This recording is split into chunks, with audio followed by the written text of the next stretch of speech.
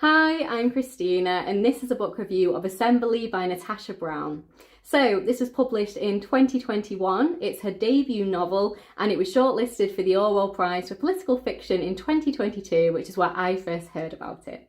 So, I gave this one 5 stars, and I have to say it's one of the easiest 5 stars I've given in quite a long time. I didn't even have to think about this rating. I just finished the book and thought immediately, that's a 5-star read. So it is a tiny little book. It's only 100 pages in length in this edition. So I don't want to tell you too much about it. I think it's the kind of book you just need to pick up and experience for yourself. So I'm just going to tell you a little bit. It's about a Black British woman who works in the banking sector. She's from a kind of working class family, and she has just worked so hard to get to the job she has now and the life that she has created for herself. And she is in a relationship with a white man who is from a very wealthy family. He kind of has lineage that you can trace back in time. And we are seeing them as she is about to see his family at their beautiful country estate home because it's their parents' wedding anniversary. But it's basically just about this woman and her life currently. So it's told in very short chapters, very short paragraphs, and I really liked that type of writing style. I think it worked really, really well in this story. And I just thought it was written so beautifully. It was so impactful, especially considering it's such a short book.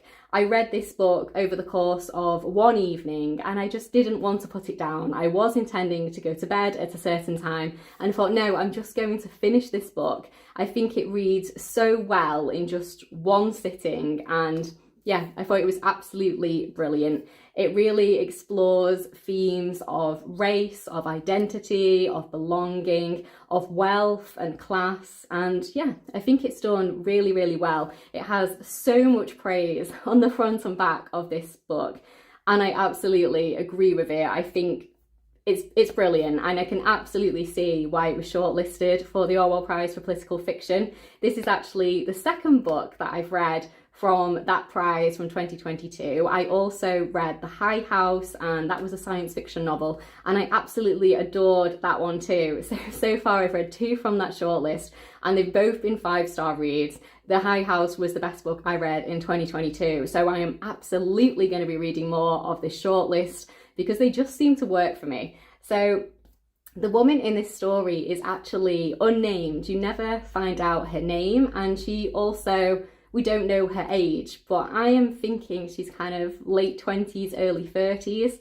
And I just think what she says is so powerful in this story. And it just really made me think. And I think that's just a brilliant thing, that if a book can just kind of stop you in your tracks and just make you think, that's just something wonderful that it's achieved. So yeah, I thought this was beautifully written. I really liked her kind of creative writing style in this. And interestingly, that's the kind of writing style that doesn't generally work for me. I normally like a more kind of traditional prose. I'm not so keen on like shorter paragraphs and shorter chapters, but she just absolutely nailed it. And I really appreciated the writing style. It kind of felt to me like I was just sitting there, and this woman, this unnamed character, was just sitting across from me, and we were like having a cup of tea or something, and she was just telling me about her life in just very short bursts, and I thought it was really good. Now, the author herself is also a Black woman who lives in Britain, and she also works in the banking sector.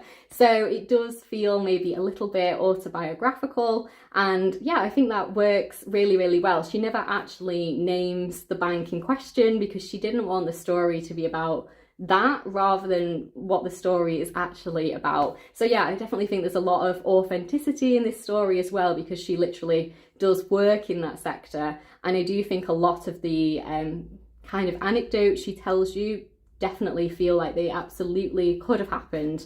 Now, I think it's also a very difficult read at time. It is very hard-hitting in places, and there's a storyline in here where she has some health issues, and that's incredibly hard-hitting as well. And I think the ending itself is something that I'm just going to be thinking about. It's more of a kind of open ending, and it's kind of just left up to you. And I think it was such a powerful ending as well. I literally just stopped reading the book. Obviously I finished it and I was just thinking, oh, I wonder what happened. Like, I wonder what happened to her in this situation. So yes, I would highly, highly recommend this one. It's 5-star read, and this is her debut novel. And I think for a debut novel, this is spectacular.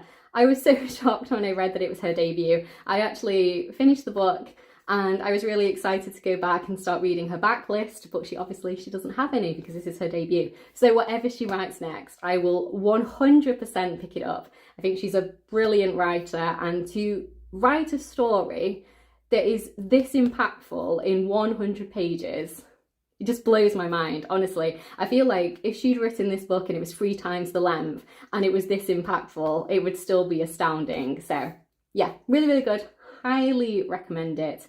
And I haven't heard that many people actually talking about it, so I think it's still a little bit of a hidden gem, and it definitely needs to be read by more people because it was brilliant.